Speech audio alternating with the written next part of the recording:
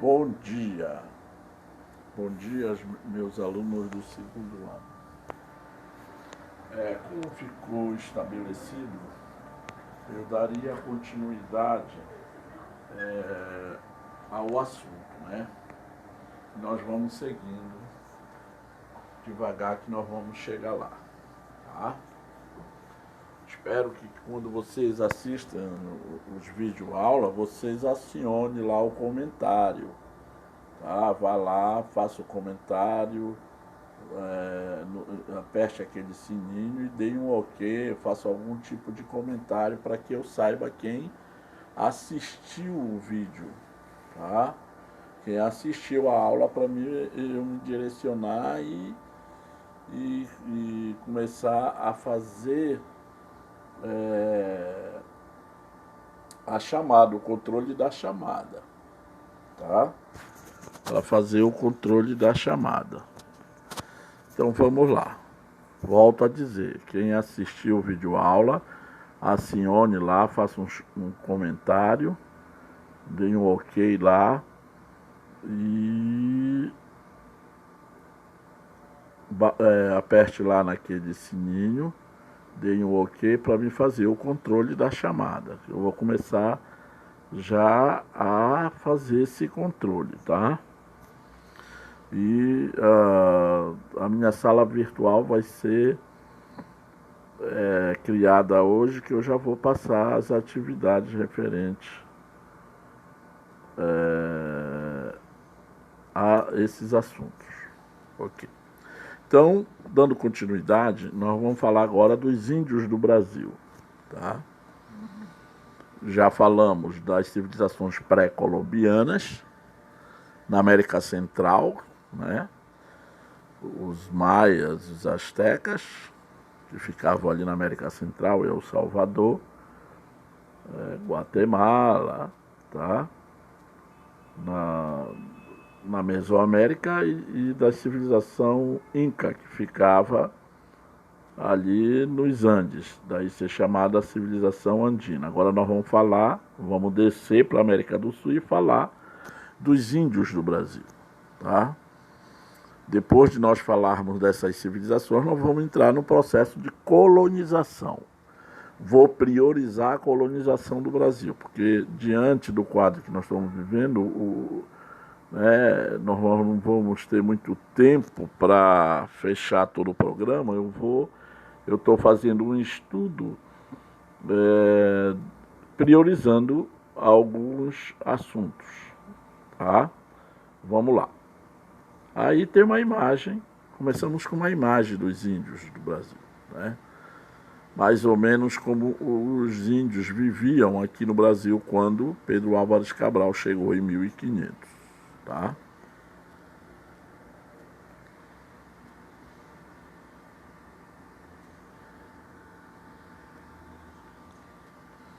Origem dos povos americanos. Então, para nós sabermos, né? Para nós sabermos, para falarmos do índio brasileiro, nós devemos entender que ele não tem uma origem autóctone. Deixa eu explicar para vocês. Para se explicar a origem de um determinado povo, tem a ideia de que diz que ele é autóctone e alactone. O autóctone quer dizer que o índio teve a sua origem aqui mesmo. E o alauctone diz que os primeiros habitantes de um determinado lugar, eles não são daquele lugar, que eles vieram de fora. Então, a primeira teoria sobre a origem dos povos americanos, de uma forma geral, incluindo as civilizações astecas, incas e maias, né, as pré-colombianas e os índios do Brasil, afirma que eles são alauctones. Como está dizendo aí, ó, os habitantes do continente americano descendem de populações advindas da Ásia, sendo que os vestígios mais antigos de sua presença na América obtidos por meio de estudos arqueológicos, data de 11 a 12 mil anos. Tá?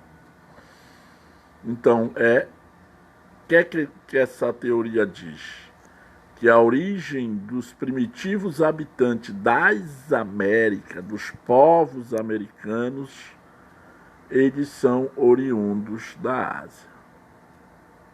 A Terra, na época, há muito tempo atrás, né, ela passou por um processo de transformação que foi possível baixar o nível dos mares, né?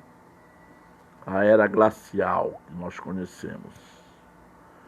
O que foi que aconteceu? Lá no Estreito de Bering, é um estreito que separa a Ásia das Américas, isso possibilitou com que tribos primitivas da Ásia atravessassem o Estreito de Bering e chegassem até as Américas.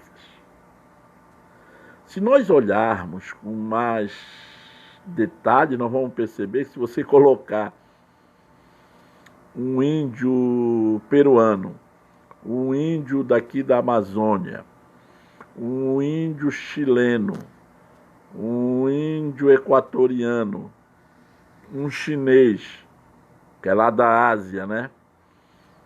Um coreano e um japonês dentro de um lugar e não colocar a nacionalidade dele, você vai ver que eles são um a cara do outro. Você vê que os índios brasileiros, eles são muito parecidos com o peruano, com o boliviano, né? Com o colombiano e com o próprio chinês, né? Cabelos lisos e olhos puxados. Podem prestar atenção.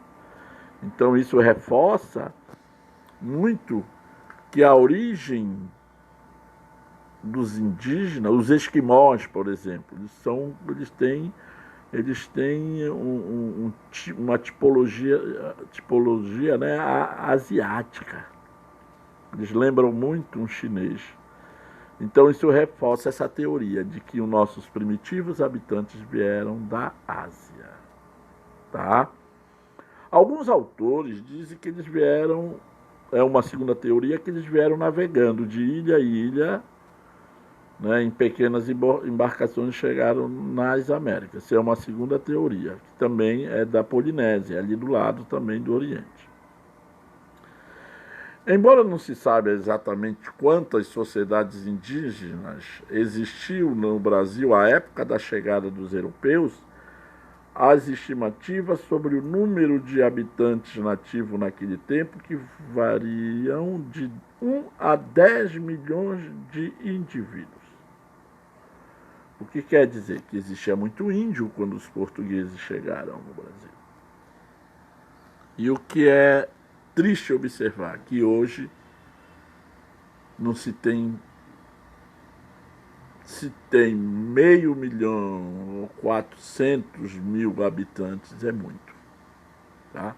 Que isso mostra que ao longo do tempo da dominação, da colonização e da dominação branca europeia sobre Américas e sobre o Brasil, no caso dos portugueses, houve uma elevada morte, né? Uma mortalidade muito grande dessas populações, que é o próximo ponto. O processo de colonização levou à extinção muitas sociedades indígenas que viviam no território dominado. Seja pela ação das armas, através das guerras, né, que está em destaque. Você aí vai ver que as guerras também vão ser responsáveis. Seja em decorrência do contágio por doenças. Vou dar um exemplo, né, desses dois fatores. A dominação ela se dava por via pacífica, que era através da catequese, muitas vezes do convencimento né? A religião entra aí como um instrumento de convencimento dessas populações, ou através das armas. Aquele índio que não aceitasse a dominação, ele era submetido à violência. Então, ou era a religião, como dizia um professor meu na universidade, ia na frente a cruz e atrás a espada. Se a religião não convencesse, a espada convencia. A outra foram um conjunto de doenças. Muitas doenças que existem hoje no Brasil, por exemplo, ela não teve origem aqui. Quem trouxe foi o branco português, o europeu, que trouxe durante a colonização. Vou dar um exemplo. A gripe, essa gripe que nós temos hoje, ela veio da Europa durante a colonização, né? Além da gripe, as doenças venéreas, né? Quem trouxe para as Américas foi o branco europeu. A cólera, tá? A varíola, outras as doenças. Então, além das guerras, as doenças também foi esse processo que foi responsável pela dizimação desses povos. Trazido dos países distantes, ou ainda pela aplicação de política visando a assimilação dos índios à nova sociedade, implantada com forte influência europeia. É aquilo que eu te digo, né? A dominação, essa assimilação, como eu falei, ela se dava através do convencimento, da guerra, né? Ou do convencimento ou da guerra. É só lembrar a questão da cruz e a espada. Os tupis e guaranis, né, que foram os primeiros a entrar em contato com um branco português, né? Na chegada de Pedro Álvares Cabral em 1500, estima-se que os índios brasileiros eram entre 1 e 5 milhões. Essas estimativas, a anterior deu 10, varia 8, 10, 5. Não se tem um dado preciso, tá? Tanto que tem a palavra estima-se, então pode variar, tá? Os tupi ocupavam a região costeira que se estende do Ceará a Canané, em São Paulo. Então, os tupi-guaranis, né, os tupis, foram os primeiros a entrar em contato. Foram aquelas populações que viviam na costa brasileira, próximo ao mar. Então, foram eles os primeiros a entrar em contato com o branco português. E foram os primeiros a serem dizimados, né? Os guaranis espalhados pelo litoral sul do país e a zona do interior na bacia do Rio Paraná e Paraguai. Em outras regiões encontravam-se outras tribos, genericamente chamadas de tapuias, palavra tupi que designa os índios que falavam outra língua. Quer dizer, o que é o que eu quero dizer para vocês? Que existe uma variedade. Quando se fala em índio, nós não devemos entender no sentido singular, mas no plural, em todos os sentidos, né? Existiam populações indígenas que estavam na fase bem remota da pré-história, no Paleolítico, não usavam nem fogo. Tinham outras tribos que já usavam fogo. Tinham índios que viviam da coleta, da caça, da pesca. Tinham outros que já plantavam. Tinham outros que já produziam cerâmica, que é o caso da civilização marajoara, que viveu na ilha do Marajó, por exemplo, aqui na Amazônia. Ele já produziu uma cerâmica. É o caso da civilização tapajônica, no Tapajós, ali por onde é Santarém, já eram evoluídos nesse sentido, já plantavam, já produziam uma cerâmica de vasos justamente para guardar os grãos, né? Guardar os alimentos, né? Tem uma diferença, é que a civilização da Ilha do Marajó, né? Ela produzia vasos, urnas para guardar alimentos. A do Tapajós produziu para enterrar os seus mortos, né? Há uma diferença nesse sentido, se tratando de civilizações amazônicas. Esse mapa mostra essa diversidade, né? Cada cor dessa aí, né, no território brasileiro mostra, olha, os tupi-guaranins, é essa cor aí, né, meio laranjada. Aí vem o os tapuias, é o amarelo que está mais para o interior, os nuruaki, já é os vermelhos, os caraíbas, já é esse roxo, né, lá para o norte do Brasil, né? E outras nações menores que são essa verde aqui, dizer, olha, existia uma nação, existia uma diversidade muito grande dessas nações indígenas ao longo do litoral, ao longo do interior e na Amazônia, destacando os tupinambás na Amazônia, né? As civilizações tapajônicas e as da Ilha do Marajó, as marajoaras. Modo de vida dos índios, né? Então, você não vai estudar todo, mas o que foi que a ciência fez? Ela pegou aquilo que era o semelhante. Os índios sobreviviam da caça, né? Da pesca, do extrativismo e da agricultura. Então, veja bem, tinha populações indígenas que só caçavam e só pescavam. Eram nômades, né? Eram nômades. E do extrativismo. O que era o extrativismo? Extraía frutos, raízes, né, para se alimentar. Tá? É o caso, por exemplo, da mandioca. Já tinha outros que já plantavam. Olha aí, já era o mais evoluído. Então, isso era muito diferente, né? Não existia uma regra que quem caçava e pescava plantava, né? A coisa era bem diluída. Tinha populações indígenas que viviam só da caça e da pesca e do extrativismo, e tinha outras que, além da caça e além da pesca, e além do extrativismo, plantavam. Que nós conhecemos na antropologia como sociedades complexas. Nesta última, porém, servia para ligá-los permanentemente a um único território. Fixavam-se nos vales dos rios navegáveis. Então, por que eles ficavam fixos próximo dos rios, nos vales? Justamente para usar a água para o plantio. Tá? E eram fixos, mais fixos. Tá? Onde existissem terras férteis, ora, para plantar, né?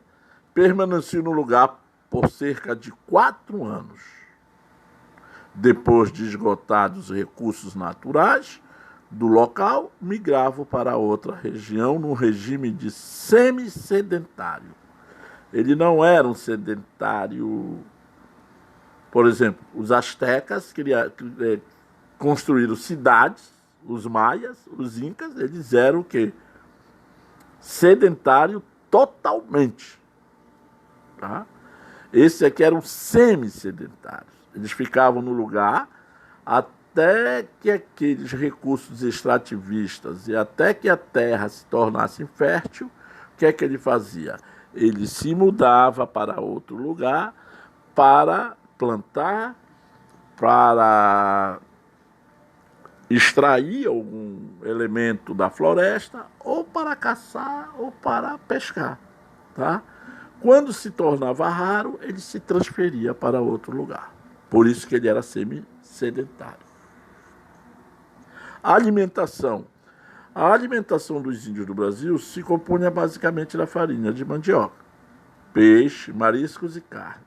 Carne de caça, no caso. Né? Não é carne bovina. É a carne da capivara, da paca, do veado, né? dos animais que ele comia. Né? Conhecia-se os temperos e a fermentação de bebidas alcoólicas que não era a cachaça, era um tipo de fermentação de plantas encontrado na floresta que eles transformavam em bebidas alcoólicas. Com as fibras nativas dos campos e florestas, fabricavam cordas cestos, paneiras, esteiras, redes e abanos de fogo, desculpa, tá? Abanos de fogo. Moldavam-se em barro diversos tipos de potes, vasos e urnas funerárias, pois enterravam seus mortos. É aquilo que eu falei antes, né? Essa sociedade produziam um vaso de barro. No caso aqui, por exemplo, da Amazônia, quem produzia vasos, que nós chamamos de sociedade ceramista. Por quê? Porque eles já produziam uma cerâmica. O caso das civilizações Marajoara, elas produziam vasos de barro para quê? Para guardar alimentos. Ela tinha um sentido utilitário, tá? Já as sociedades Marajoara, que viveram já lá no Baixo Amazonas, né?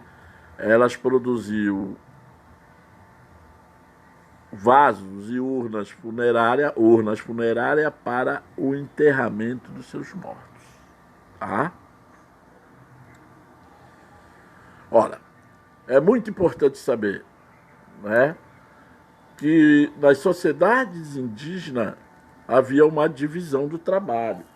Por exemplo, vamos fazer uma comparação. Na sociedade nossa, na nossa sociedade, dita como civilizada, a divisão do trabalho não é feita por sexo. Tá? Por exemplo, você pega a mulher, por exemplo, na nossa sociedade. A mulher pode desempenhar qualquer papel, né? Ela pode ser motorista, ela pode ser cientista, ela pode ser dona de casa, fazendo seu trabalho doméstico, ela pode ser astronauta, ela pode ser médica, ela pode ser engenheira. O que determina isso não é a questão da sexualidade, mas é a possibilidade dela exercer aquela profissão. Já na sociedade indígena, o que determinava o papel, por exemplo, das mulheres era o fato dela ser mulher. O que determinava aos homens algumas atividades era o fato de ser homens. Então, a divisão sexual do trabalho, por isso que diz divisão sexual do trabalho, porque era o sexo que determinava a atividade que o indivíduo ia exercer nessas sociedades. Aos homens cabia a tarefa do esforço intenso, como tudo aquilo que era ligado à força física estava reservado aos homens, como o preparo da terra para o cultivo, a construção das ocas e a caça. Olha, não é? Falta aí uma atividade que não é de trabalho, mas que exigia força, que era a guerra, né? Além dessa, havia a atividade considerava a mais gloriosa, a guerra, como eu acabei de falar, né? As mulheres cuidavam do quê? Das crianças, da educação das crianças. Olha, mais leve, né? De que ir para a guerra, de que preparar a terra, né? Semeavam, colhiam e modelavam. Por exemplo, a atividade ceramista era uma atividade feminina, não era masculina. Professor ceramista, sim, fabricação de vasos, de urna. Eram as mulheres que faziam, não eram os homens. Daí modelavam, pode entrar nesse critério aí. Teciam, faziam bebidas e cozinhavam. Tá? É bom saber disso aí, que a divisão sexual, a divisão do trabalho era legitimada pelo sexo. Tá? O que é que é bom saber? Esses pontos eles são importantes, que eles podem ser cobrados. A questão do trabalho, a questão